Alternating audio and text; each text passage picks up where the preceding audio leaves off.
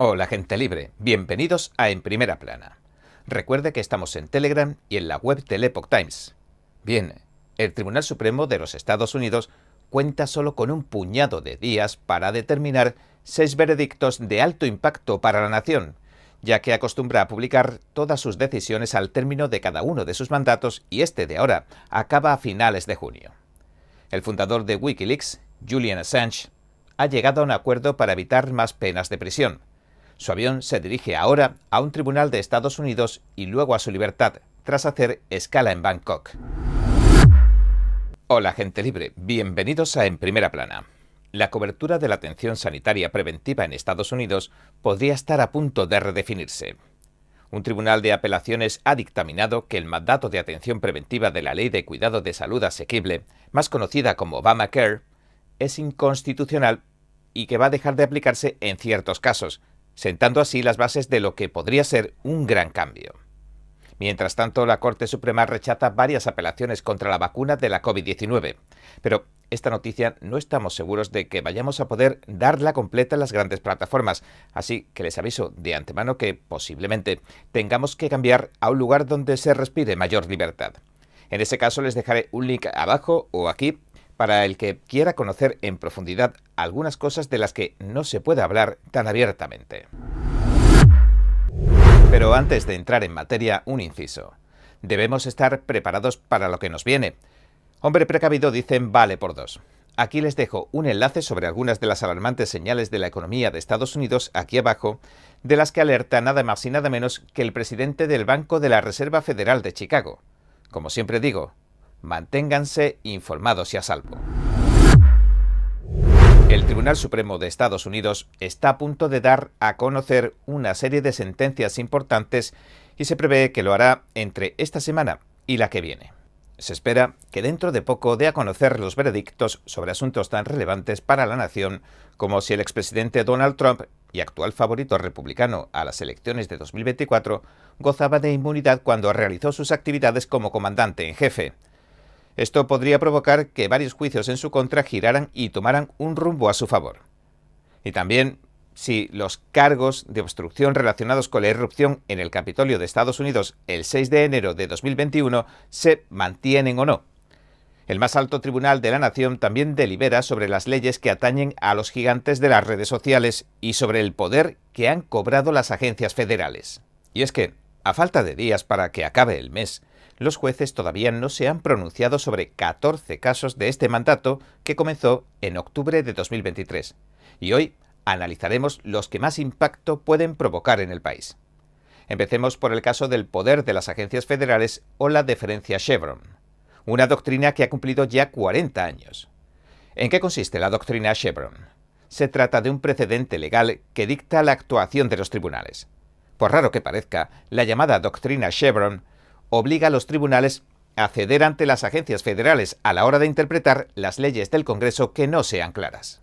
Es decir, en caso de ambigüedad legal, los tribunales deben interpretar las leyes como le dice el gobierno, por respeto a su experiencia, siempre que les den una interpretación razonable o permisible. En virtud de la doctrina de 1984, los tribunales estadounidenses han acabado concediendo un gran margen de maniobra a organismos como la Agencia de Protección del Medio Ambiente, la EPA, y la Comisión del Mercado de Valores, la SEC. Pero ahora, dos pequeñas empresas pesqueras están desafiando ante los tribunales ese precedente legal. ¿Qué pasó? Les cuento. El gobierno decidió poner en marcha el programa de vigilancia de la sobrepesca del arenque frente a las costas de Nueva Inglaterra. Pensaron en que montar en cada barco arenquero a un vigilante federal que controlara la sobrepesca sería una buena idea. Pero entonces, dos pequeñas pesqueras, Loper Wright y Relentless, reclamaron ante los tribunales que les suponía un gasto enorme pagar parte del salario de un solo vigilante, el cual asciende a unos $700 al día, y que el Congreso no autorizó a la agencia, dependiente del Departamento de Comercio, a establecer ese programa. Esto ha hecho que todos se cuestionen la validez de la doctrina Chevron, que traspasa el poder del Congreso a las agencias federales.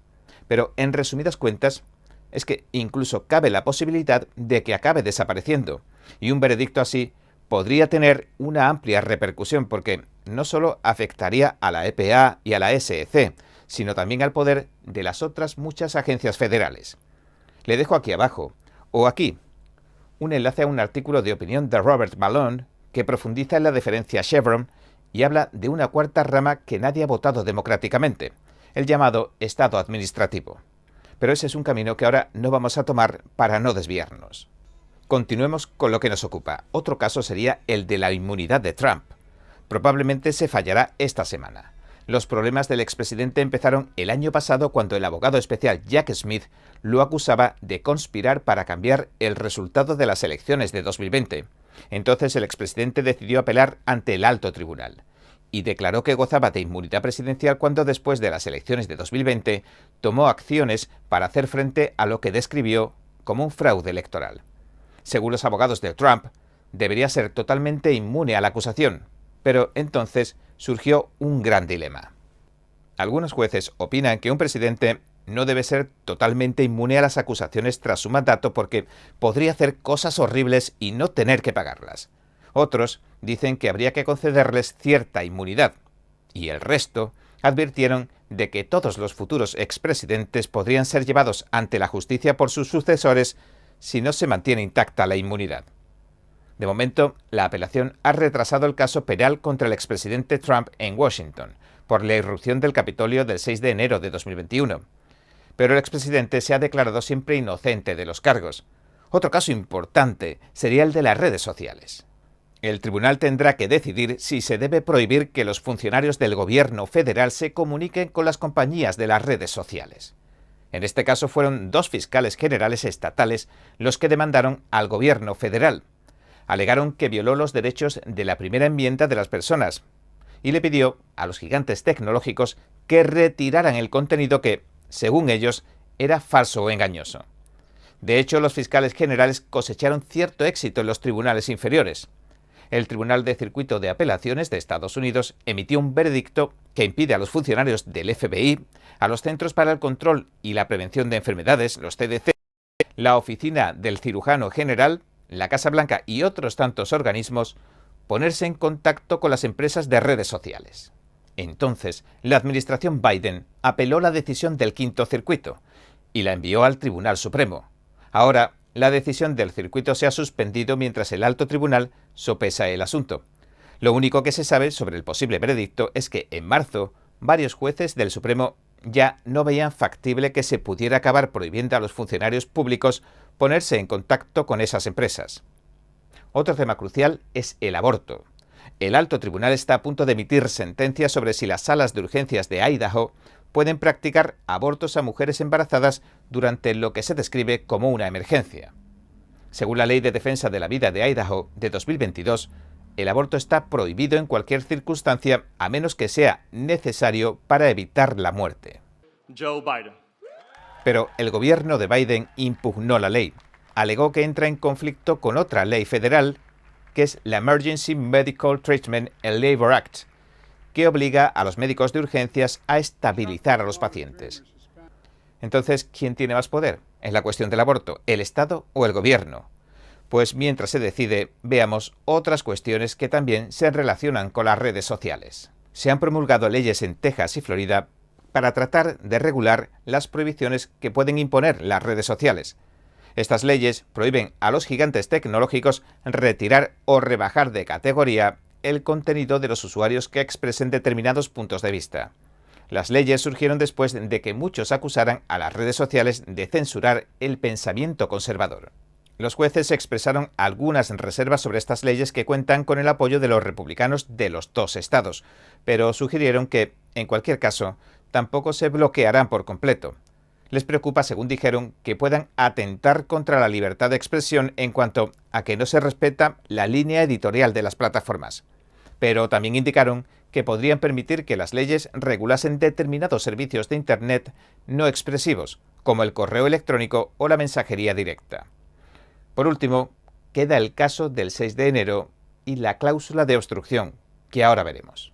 El Tribunal Supremo también tiene que pronunciarse sobre la cláusula de obstrucción.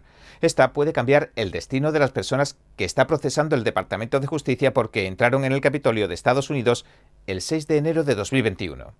Una de las personas acusadas, Joseph Fisher, presentó una demanda. Cuestionó el estatuto que tipifica como delito el hecho de que una persona obstruya, manipule o impida de forma indebida un procedimiento oficial. Y de hecho, en abril, incluso varios jueces dudaron de que esta ley se pudiera aplicar en el caso de Fisher. Este mes el fiscal general Merrick Garland sugirió en una comparecencia ante el Congreso que estaría dispuesto a archivar los casos de los acusados del 6 de enero a los que se imputaba este estatuto, es decir, de retirarlos. Dijo lo siguiente: respetamos al Tribunal Supremo, sea cual sea la decisión del tribunal, actuaremos como corresponda. Un avión con el fundador de Wikileaks, Julian Assange, a bordo, partió de Bangkok después de recargar combustible el martes. Ya va camino de Saipán, donde llegará a un acuerdo con el gobierno de Estados Unidos que lo liberará y dictará sentencia en el caso judicial que tiene pendiente por publicar una serie de documentos confidenciales. La esposa de Assange, Stella, confirmaba que un vuelo charter transporta a su marido desde el aeropuerto internacional de Don Mueang, en Bangkok. La cuenta oficial de Wikileaks, de X, dijo que Assange se dirigía a Saipán, la capital de las Islas Marianas del Norte, una mancomunidad estadounidense en el Pacífico donde está previsto que comparezca ante la corte el miércoles. Se espera que se declare culpable de haber violado la ley de espionaje. Las autoridades le acusan de conspirar para obtener ilegalmente y difundir información confidencial de defensa nacional. Se espera que Assange regrese a Australia, su país de origen, tras declararse culpable y que se dicte su condena. La audiencia se celebra en Saipán porque Assange no quiso viajar al territorio continental de Estados Unidos. Según la Fiscalía, pidió un tribunal más cerca de Australia. Los funcionarios judiciales británicos confirmaron que Assange abandonó el Reino Unido el lunes por la noche después de que se le concediera la libertad bajo fianza en una audiencia secreta la semana pasada. Stephen Parkinson, fiscal jefe de Inglaterra y Gales, dijo lo siguiente: 13 años y medio y 2 solicitudes de extradición después de que fuera detenido por primera vez, Julian Assange abandonó ayer el Reino Unido tras una audiencia de libertad bajo fianza el pasado jueves, celebrada en privado a petición suya. Este acuerdo de culpabilidad pone fin de forma abrupta a un caso penal de alcance internacional y a la persecución que durante años ha llevado a cabo el gobierno de Estados Unidos sobre el editor de un popularísimo sitio web. En este sitio web, el señor Assange compartía secretos, y esto ha convertido su cruzada en una de las más célebres entre muchos de los defensores de la libertad de prensa. Lo defienden diciendo que ejercía como periodista para sacar a la luz las irregularidades que perpetra el ejército estadounidense. Los fiscales estadounidenses, por el contrario, han afirmado en reiteradas ocasiones que sus acciones infringieron la ley y pusieron en peligro la seguridad nacional del país. Si quiere conocer lo último sobre el caso Assange, con sus actualizaciones y novedades, le dejo aquí abajo o aquí un enlace con la información más fresca. Los jueces del Tribunal Federal de Apelaciones del Quinto Circuito han declarado que el mandato que obliga a las empresas a proporcionar cobertura sanitaria preventiva era inconstitucional. No obstante, también se han negado a bloquearlo. El mandato básicamente consiste en que las aseguradoras deben cubrir ciertos servicios sanitarios preventivos como, por ejemplo, las pruebas de detección del cáncer y los medicamentos para la prevención del VIH o VIH. Sin embargo, el Tribunal de Apelaciones considera que es ilegal porque el grupo de trabajo que emitió los requisitos y las pruebas, que incluye el mandato, no fue nombrado por el presidente ni confirmado por el Senado, y además carece de toda supervisión. Pero para entenderlo, empecemos por el principio.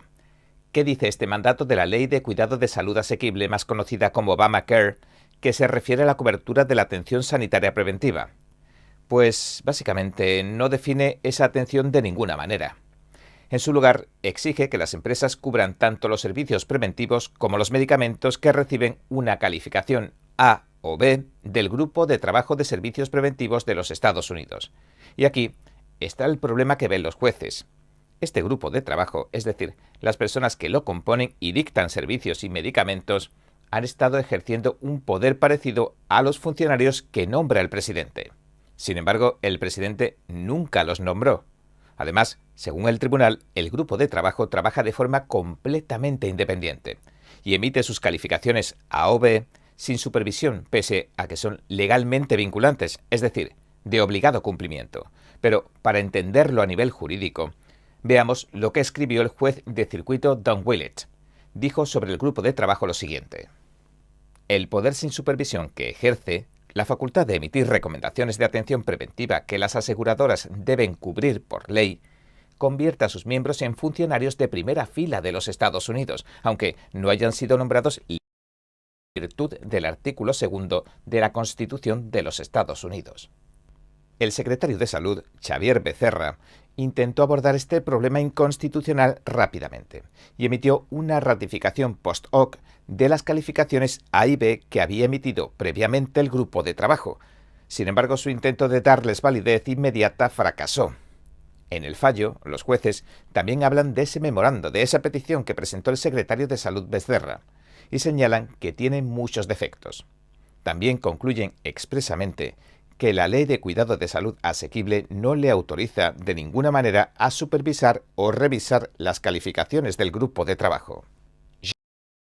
Es el abogado del grupo America First Legal que representa a las empresas cristianas que demandaron el requisito legal obligatorio del Obamacare. El señor Hamilton escribió en un comunicado sobre el fallo del tribunal lo siguiente: es una victoria para la Constitución, el Estado de Derecho y todos los estadounidenses que no quieren que los burócratas que nadie ha votado tomen decisiones sobre su cobertura de atención médica.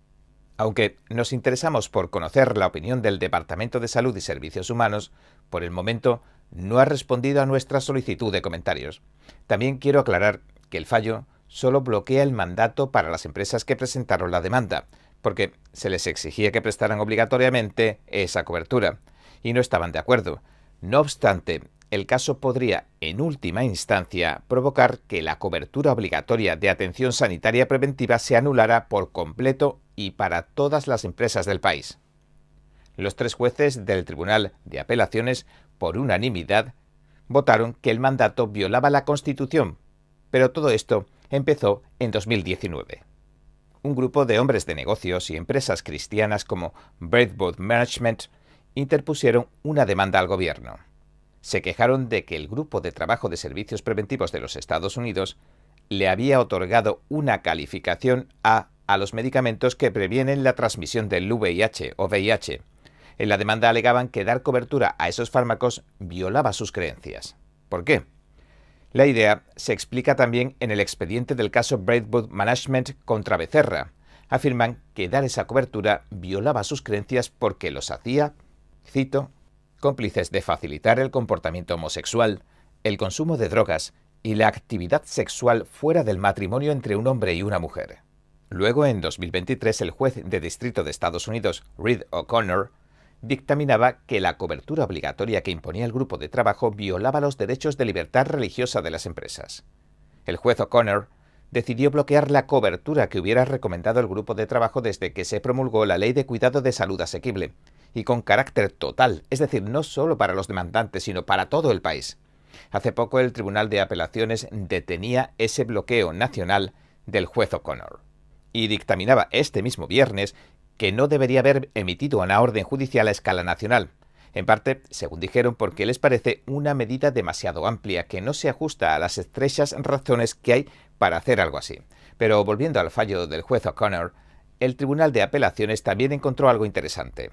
Halló que la decisión del juez no afectó a otras coberturas que exigía el Obamacare, como la de las vacunas que recomendaron los CDC o los servicios que recomendó la Administración de Recursos y Servicios Sanitarios, la HRSA.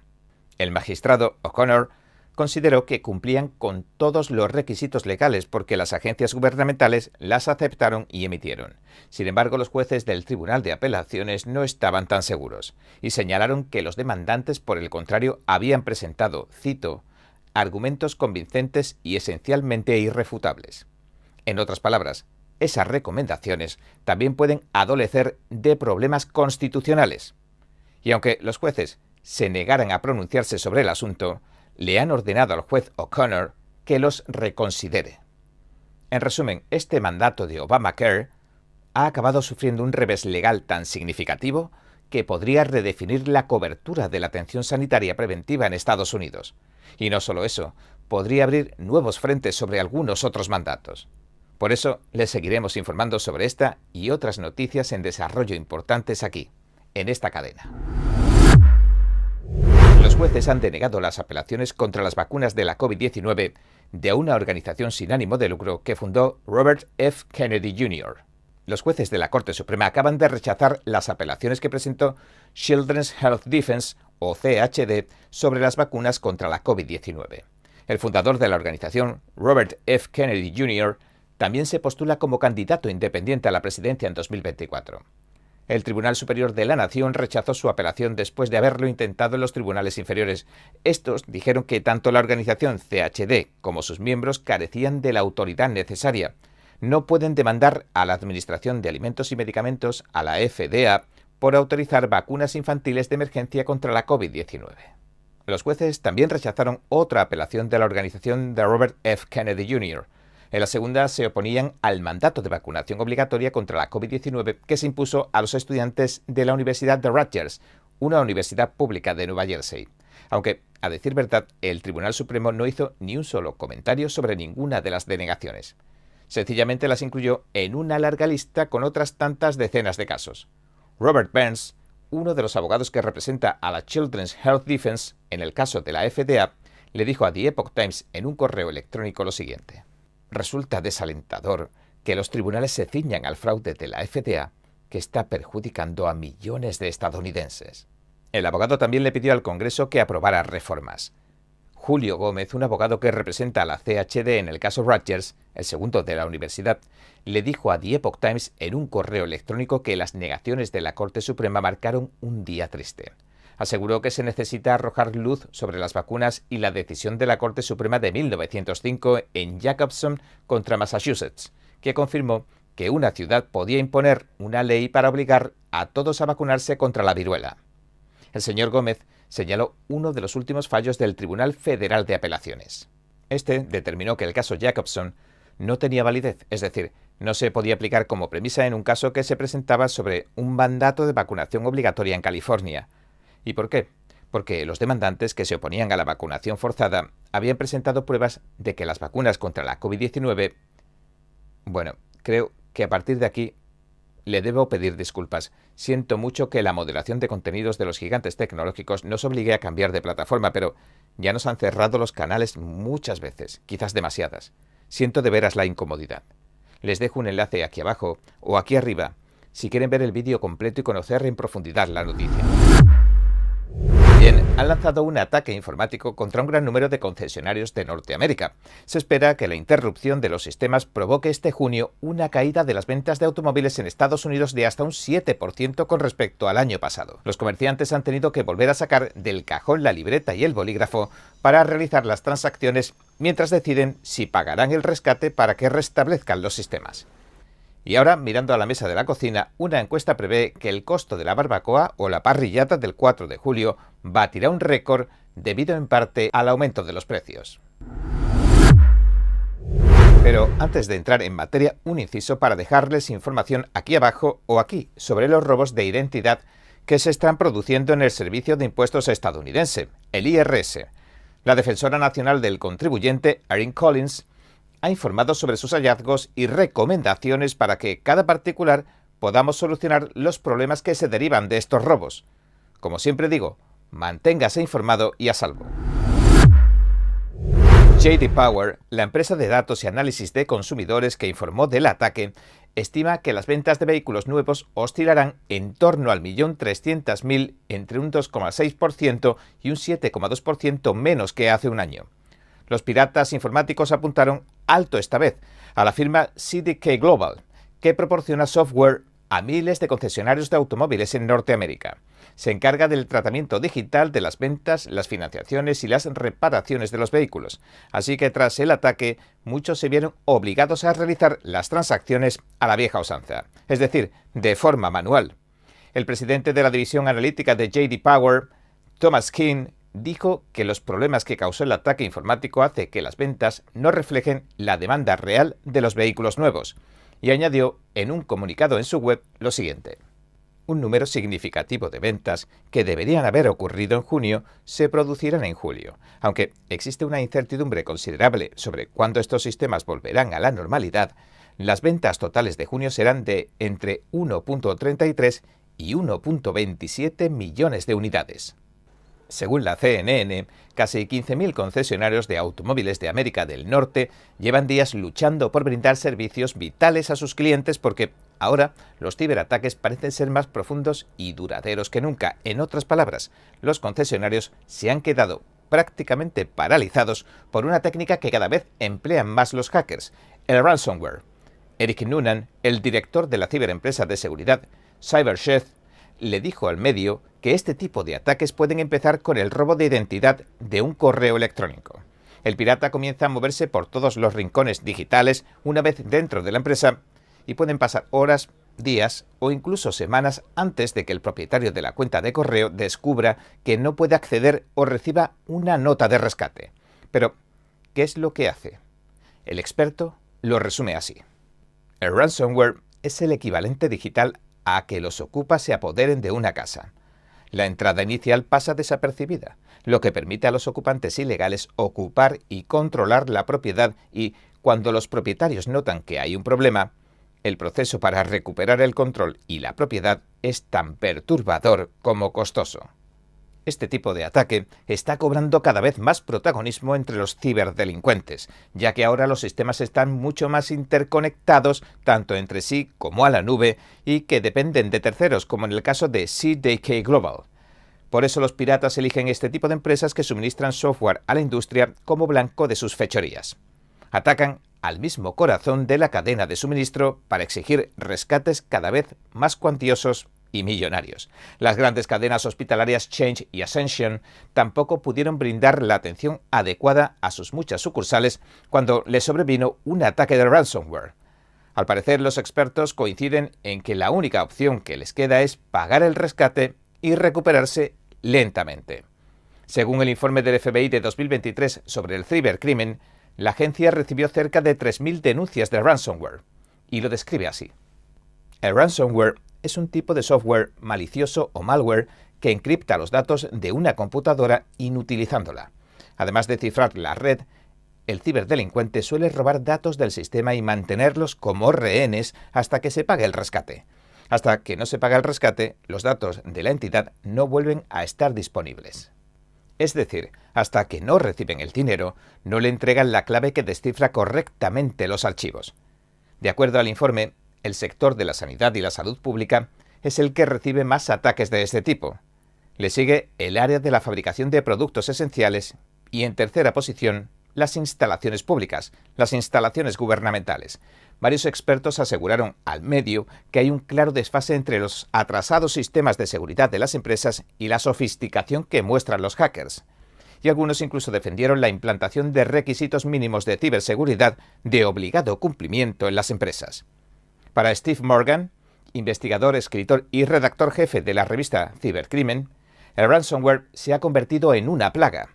Escribió que la cifra del dinero de las extorsiones tiende a subir cada año hasta un 30%, y añadió: el ransomware costará a sus víctimas alrededor de 265.000 millones de dólares estadounidenses anualmente en 2031, según predice Cybersecurity Ventures, con un nuevo ataque a un consumidor o una empresa cada 2 segundos. Ante esto, lo que conviene es estar prevenidos, ¿no?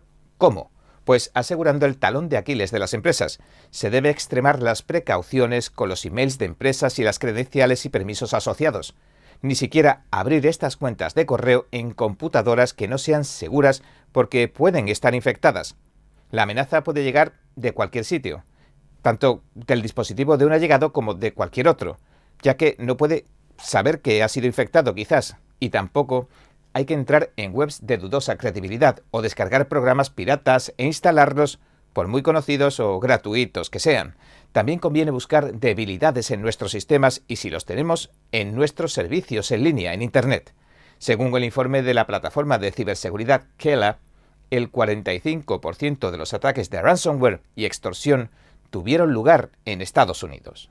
Y muchos de los costos económicos que se generan son asumidos indirectamente por los consumidores, ya que es más que posible que las empresas se vean obligadas un poco a ocultarlos y a trasladar el precio de la reparación a los clientes. En las universidades, por ejemplo, pasan a los estudiantes. En los hospitales podrían encarecer costes, ocasionar recostes presupuestarios, reducción de la atención sanitaria e incluso despidos. De hecho, hay un hospital que cerró después de un ataque de ransomware.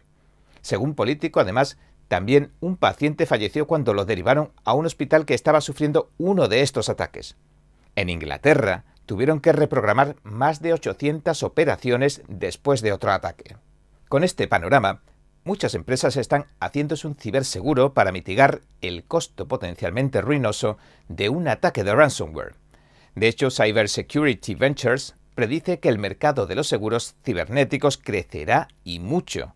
Pasará de tener un valor aproximado de 8.500 millones de dólares en 2021 a 14.800 millones de dólares en 2025. ¿En qué consiste el seguro cibernético este? Pues muy sencillo. La aseguradora que extiende la póliza tiene que hacerse cargo de parte del total de los gastos en caso de ciberataque.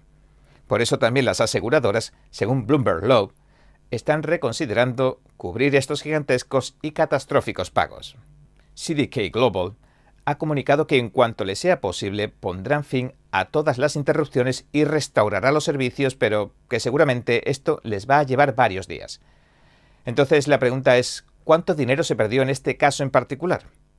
¿Cuántas ventas perdieron los concesionarios de automóviles? ¿Cuánto habrá tenido que pagarle CDK Global a los piratas? Si CDK Global tuviera que pagarle daños y perjuicios a muchos de los grandes grupos de concesionarios que utilizan su software, ¿qué pasaría con CDK Global? Porque hablamos de 15.000 concesionarios o más. ¿Hay alguna manera de ponerle fin a este problema?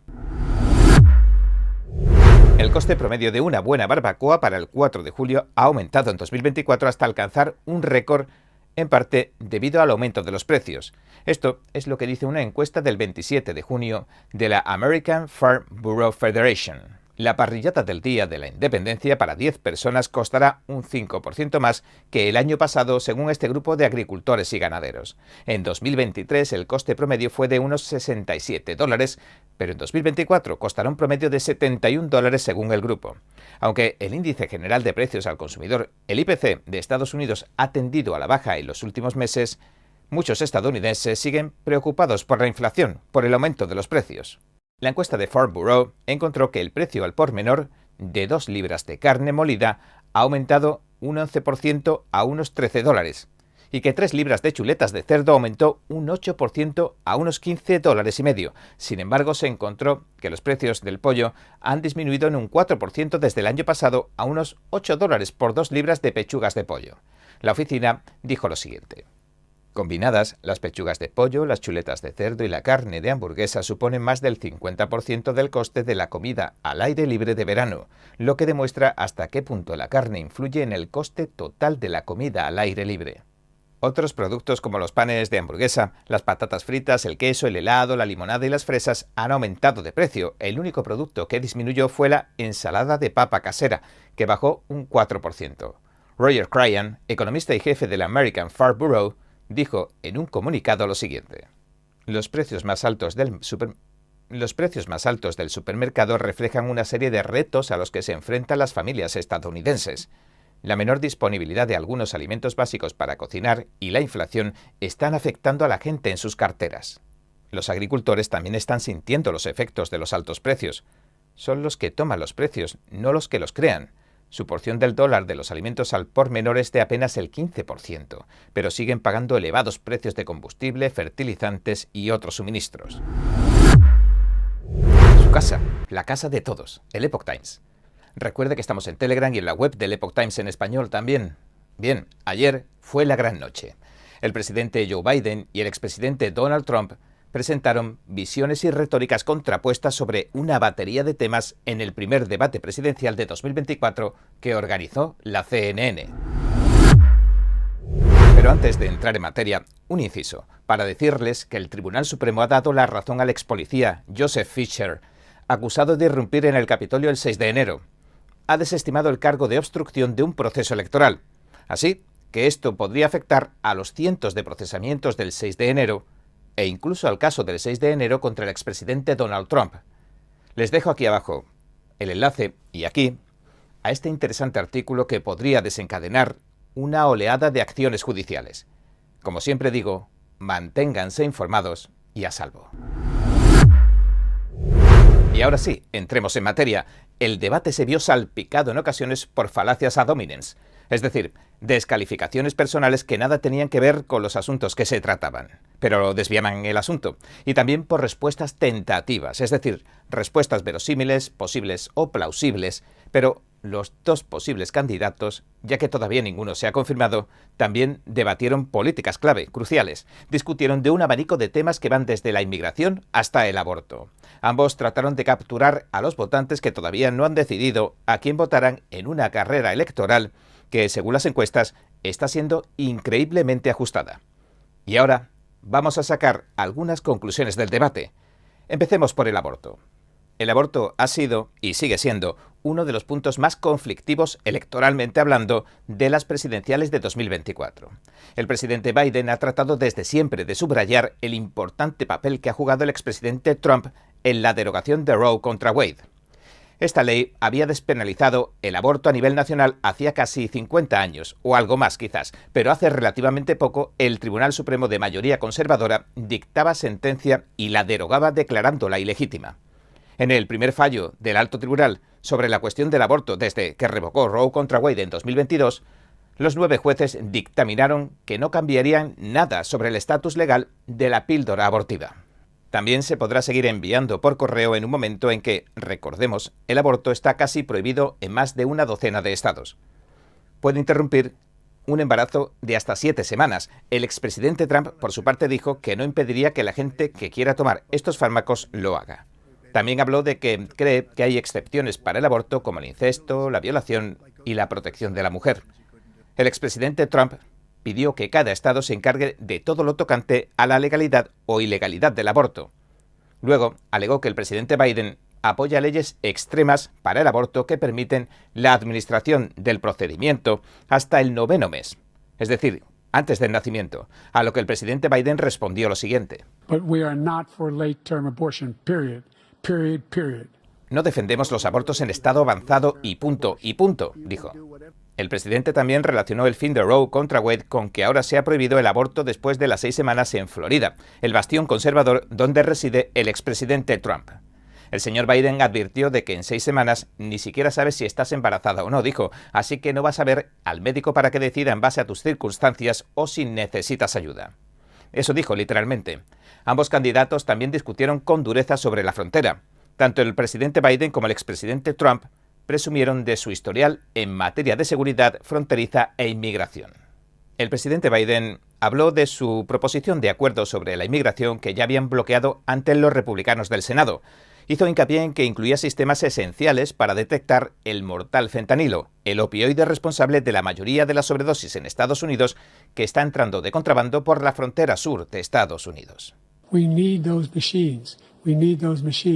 Necesitamos esos dispositivos, necesitamos esas máquinas, reiteró el señor Biden.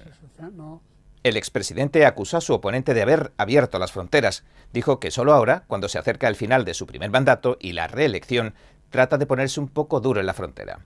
También sugirió que las políticas de inmigración del presidente Biden tenían como objetivo aumentar su base de votantes, es decir, que busca maneras de que los muchos inmigrantes ilegales que están entrando al país puedan votar en las elecciones. Aunque a veces se mostró poco concreto, el excomandante en jefe mantuvo el tenor de sus comentarios relacionados con la frontera de la campaña electoral. El moderador Jake Tapper, de la CNN, le preguntó sobre su promesa que tantas veces había repetido. Le dijo: You've said that you're going to carry out, quote, the largest domestic deportation operation in American history, unquote. Tapper le preguntó si sigue pensando en llevar a cabo la mayor operación de deportación de inmigrantes indocumentados de la historia del país. El expresidente no se retractó de lo dicho.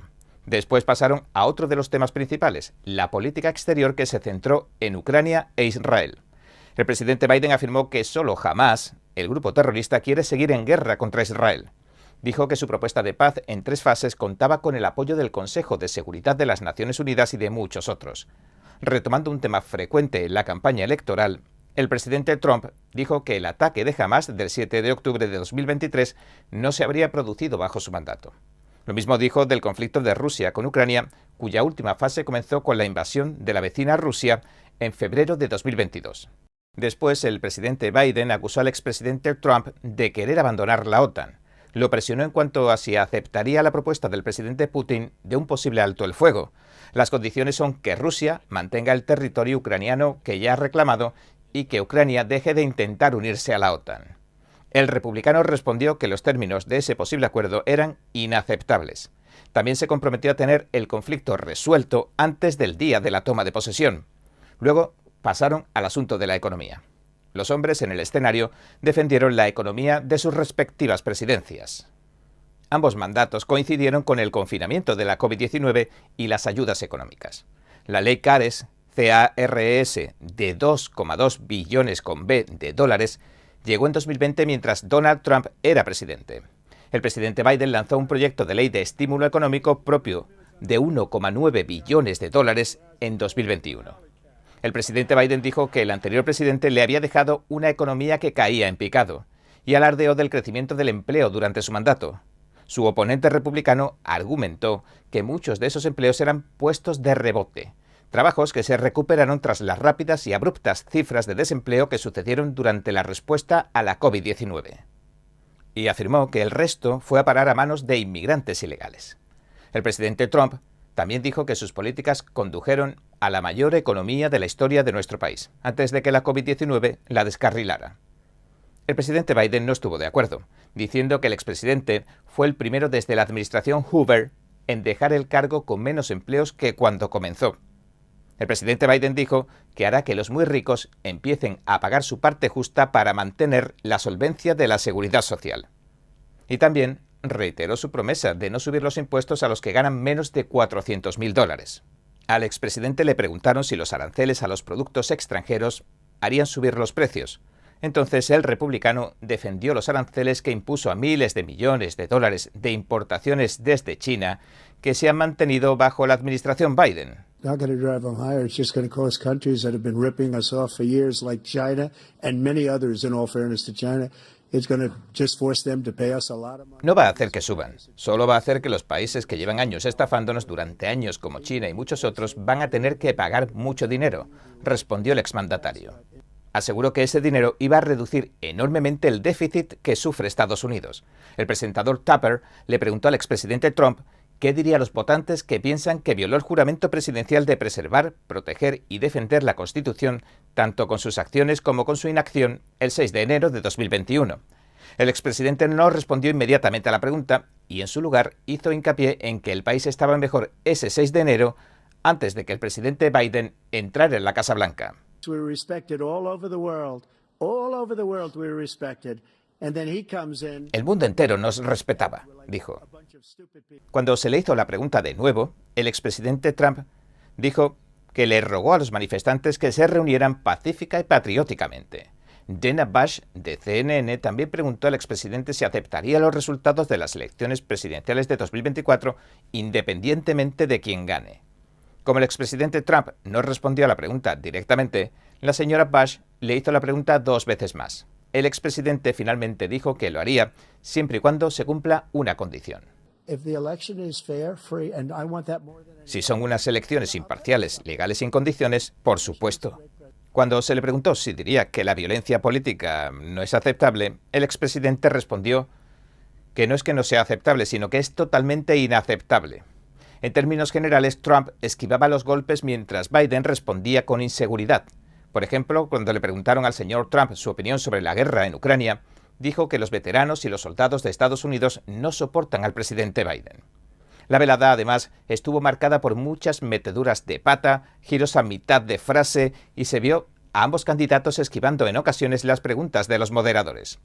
El presidente Biden, que mantuvo una actitud áspera durante algunas partes del debate, se vio en algunos problemas a lo largo de la noche.